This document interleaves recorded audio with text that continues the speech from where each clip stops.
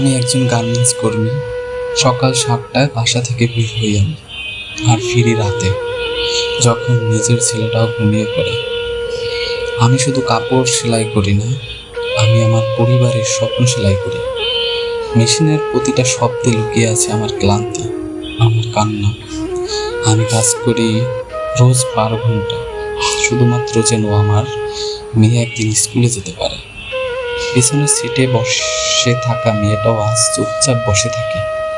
সে জানে তার মা তার জন্য যুদ্ধ করে। আমার জীবনে কোনো ছুটির দিনও নেই। ঈদের দিনেও আমি আমার জামা নয়, অন্যের জামা বানাই। জানো, যখন কেউ বলে এই মানুষগুলো দেশের জন্য অনেক কিছু করে, তখন চোখের পানি আর গলার কান্না লুকিয়ে ফেলি। আমি চাই না কেউ আমার কষ্টের গল্প জানুক।